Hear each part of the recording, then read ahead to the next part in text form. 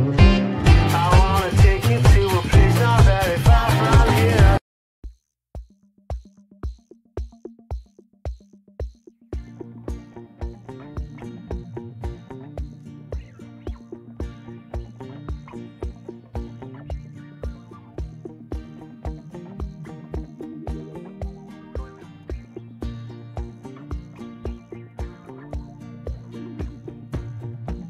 And she has quite a bit to say. In a very lengthy blog post, Vanderpump calls the whole season an emotional nightmare. It's no secret that Lisa Vanderpump has had a very trying year with the loss of her brother. Mix in the drama of filming another season of RHOBH and you've got a recipe for disaster. But Vanderpump's first, and possibly last, blog post of Season 9 starts off by talking about drama that we haven't even seen play out on RHOBH. We all know that Kyle Richards, LVP, and Ken Togg get into an epic and possible friendship-ending fight this season, but it hasn't aired yet. But that's not stopping LVP from spilling all about it. And it turns out for LVP that fight was the end of her friendship with Kyle.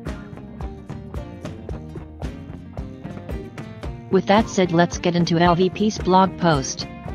Grab a snack and some coffee because it's a long one. Hello and welcome back. I am sorry for the delay. This last year has been extraordinarily challenging and I admit I floundered. I didn't cope, as I wallowed in the depths of depression, having some good days and many bad. I still attempted to commit to yet another season of The Real Housewives of Beverly Hills. I believe that my instincts to withdraw this year were correct, as Andy validated on Watch What Happens Live recently.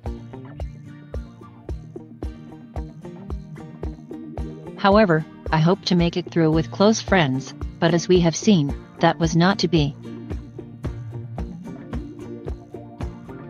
You saw Kyle come to my house and accuse me of lying. Then, for me to put my hand to God and swear on my children's life and still have my friend disbelieve me is unacceptable. I assure you, if any of my friends were as vociferous in their statement of innocence, holding up their children's life, guess what? I would believe them. That is where the show started, but is ultimately where our friendship finished. My birthday was that weekend, so I tried to pull myself together after the nasty confrontation with one of my supposed good friends. Fortunately, the next day Ken had organized a wonderful surprise. My brother's sons blessed me by visiting. As we all were aware, celebrating such a short time after our family tragedy was difficult at best. The essence of the reality show, in my humble opinion, is how we immerse ourselves in the warp and weft of a complicated journey that most of us muddle through. It is to show our life experiences and how we deal. For example, last year when Page 6 highlighted a malicious lawsuit filed against us, a cast member salaciously brought it to the screen and I didn't object, even though it was mean-spirited.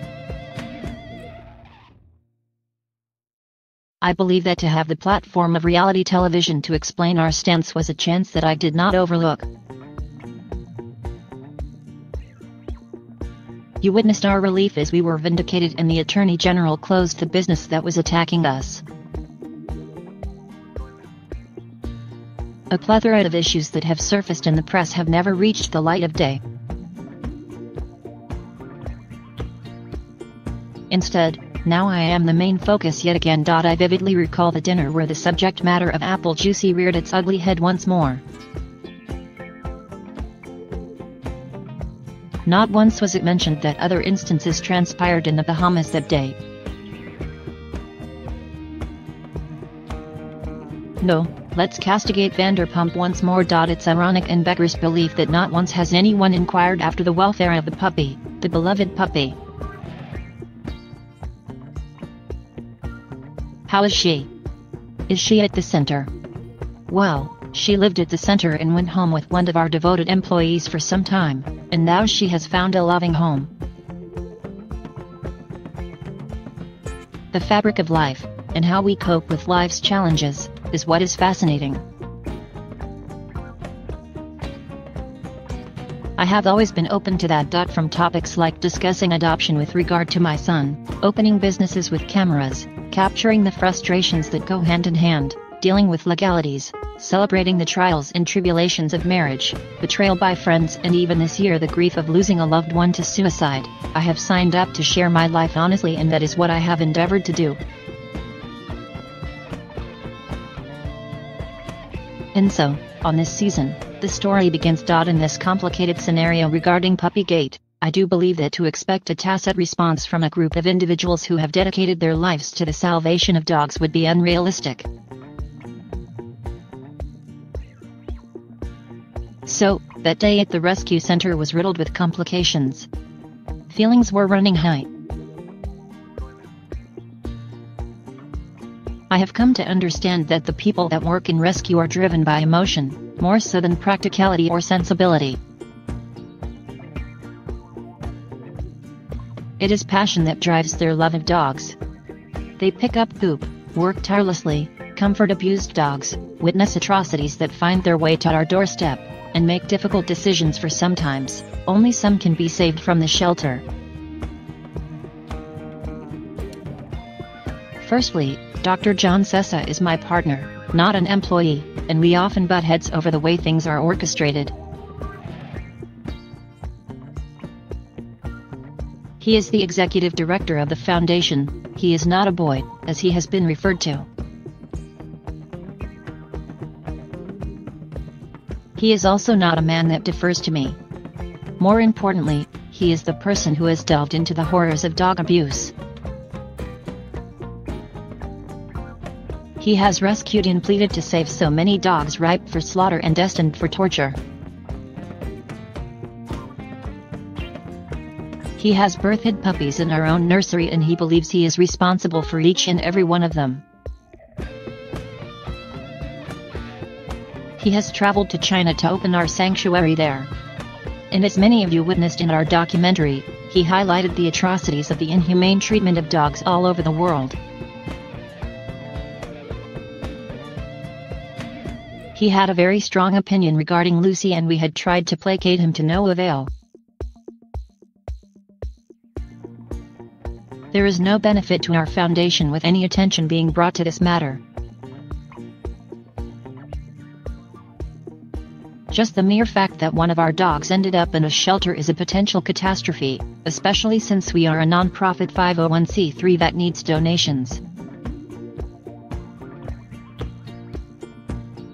That is why we have specific deterrents like microchips, apps, and the punitive 5K to ensure this doesn't happen. Even now, as we house hundreds of dogs in China that have been in small cages for 3 years, feet have grown through the bars of the cages that they are incarcerated in.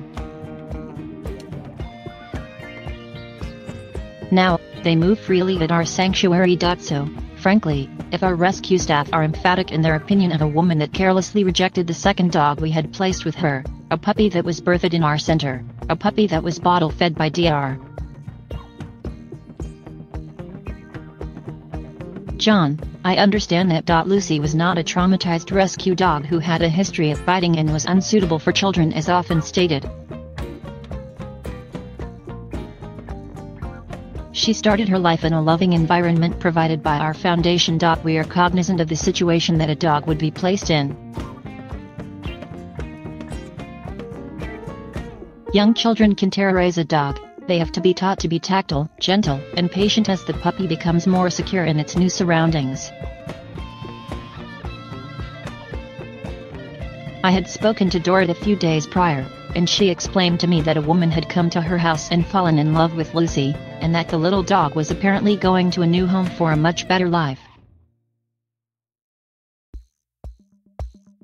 I said that it was impossible for us to ever give them another dog, to which she agreed.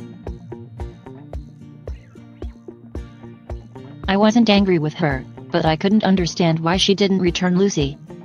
I knew at some point a home check was necessary and a transfer of ownership would need to happen. But with Dorit being a close friend, she reassured me that the puppy was going to an excellent home, so I didn't feel it was a matter of urgency. There was no mention of biting. The center was then alerted that weekend that the puppy, Lucy Applejuicy, had been dropped off at a shelter that had euthanasia facilities.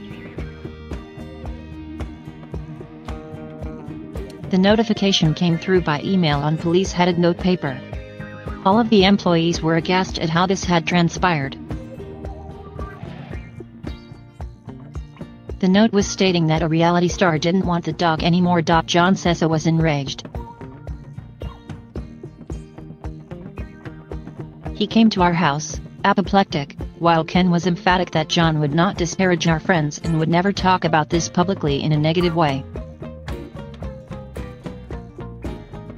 John thought otherwise. He wanted accountability. John's anger superseded any compassion for the aftermath that might ensue. It was relentless, and I was in the middle with two other friends on a Sunday night as we tried to placate John without diminishing his passionate stance on one of his beloved puppies being deserted. I recall stating emphatically in the heat of the argument, "I don't care who says what, it's unimportant," and that it was irrelevant who spoke about it and who said what. The important thing was to retrieve the puppy from the shelter ASAP. Ken and I traveled to Vegas the next day, and thankfully our team was well on the way to rescue the puppy as I had to focus on concerns at the forefront of our mind. We were due to break ground in Vegas soon. We did call and state in no uncertain terms to the staff at the rescue center that we didn't want this to gather momentum. Dr. John Sessa replied that John Blizzard had already told Teddy. He was often in contact with her and a gossipy text had been sent, which I witnessed later. I hadn't spoken to Blizzard in quite some time as I rarely interact with him outside of preparing for our annual fundraising gala. I do have approximately 400 employees. The center was heaving with opinions and PuppyGate was a water cooler situation. John Blizzard has since expressed deep regret that he has perpetuated and engaged in salacious gossip which ignited a maelstrom of negativity. He is 23 years old, though. Hopefully, one lives and learns. I sent Dorit a text urging her to get in front of this issue. I would have thought that would have included Dorit going down to the center and calming an already emotional young staff, reassuring them that her intentions, albeit careless, had no malintent.